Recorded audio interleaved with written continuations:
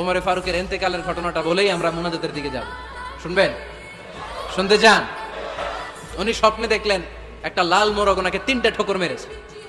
কয়টা? উনি জুমার নামাজে, জিলহজ মাসের শেষ সপ্তাহে জুমার নামাজে বললেন যে একটা লাল মোরগ 3টা ঠোকর মেরেছে।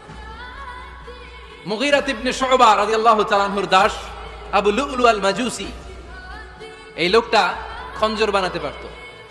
মুগীরা রাদিয়াল্লাহু তাআলা আনহুর দাস। মুগীরা প্রতিদিন 4 দিরহাম করে চার্জ করতো, যেহেতু দাস। সে এসে বিচার দিল, আমিরুল মুমিনিন, মুগীরা আমার থেকে বেশি টাকা চায়, জুলুম করে। ওমরে ফারুক বললেন, তাই? তুমি কি কাজ জানো? বলে, আমি খঞ্জর বানাতে জানি। বাড়ি কই? পারস্য। আরে তুমি খঞ্জর বানাতে জানলে তো 4 দিরহাম অনেক কম, সে তো আরো বেশি টাকা নেওয়া দরকার ছিল তোমার থেকে। আবু লুলুর এই কথা পছন্দ হয় নাই। সে কয়, ওমর, তুমি সবারে দয়া দেখাও আর আমার ক্ষেত্রে কঠিন নিয়ম বানাইলা, দাঁড়াও এই নিয়ম তোমার আমি দেখাবো। এই রাগে সে বাড়িতে যে একটা খঞ্জর বানালো। কি বানালো? খঞ্জর চেনেন? ছোট্ট ছুরি। কিছুদিন আগে ওমানের সুলতান কাবুস ইন্তেকাল করেছে, জানেন আপনারা? ওনার এই কোমরের মধ্যে খঞ্জর থাকতো, ছবিতে দেখছেন? আরব শাহেক যারা সুলতান, আমির, কোমরে কি থাকে? ছোরা থাকে, খঞ্জর। সে বাসায় যে একটা খঞ্জর বানালো, যেই খঞ্জরের 2 মাথা, লাহুর আসান ওয়া মাকবাদাতুহু ফি ওয়াসাতি, আর ধরার হ্যান্ডেলটা মাঝখানে, এদিকেও ছুরি এদিকেও ছুরি, যাতে এইভাবে মারা যায়। সে ধার দিতে লাগলো আর বললো, ওমর দাঁড়া, তোমার আমি দেখাবো।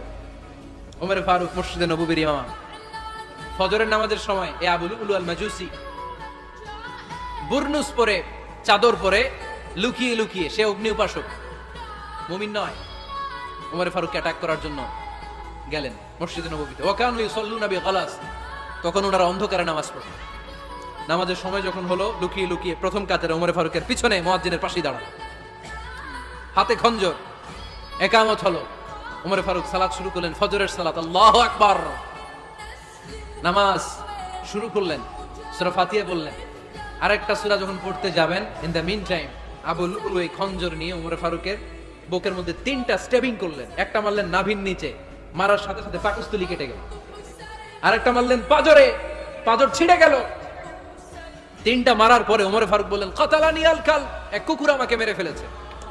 পেছন থেকে এক সাহাবীকে টান মেরে সামনের দিকে নিয়ে গেলেন, তুমি নামাজের ইমামতি করো। আর ওমরে ফারুককে বাকিরা ধরাধরি করে পেছনে নিতে আরম্ভ করলেন। আর এই আত্মাই আক্রমণ যে করেছে, সে কাতারের মাঝখান দিয়ে যেতে আরম্ভ করলো আর 2 দিকে ছুরি মারতে আরম্ভ করলো। 13 জন সাহাবীর গায়ে ছুরি মেরেছে, 7 জন সাহাবা স্পট ডেথ, জায়গায় মৃত্যু।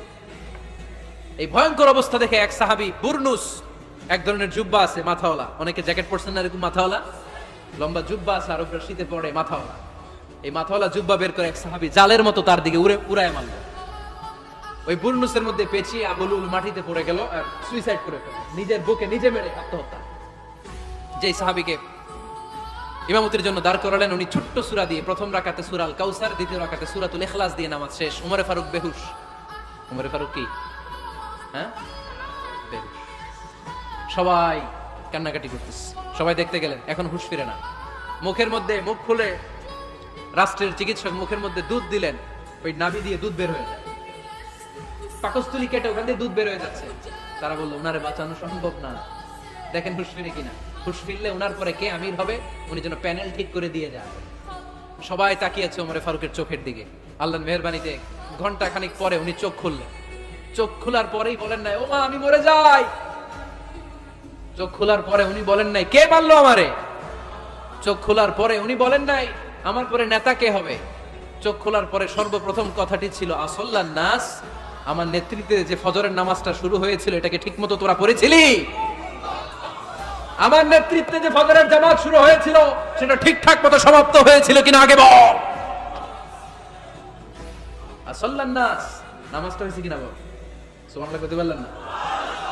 This is Omar, hour super hero. নেতা অনেকগুলো লাগে না, এরকম নেতা একটাই যথেষ্ট, যে গোটা বিশ্বকে কাঁপায় দিতে পারে। চিল্লায় বলো ঠিক কিনা?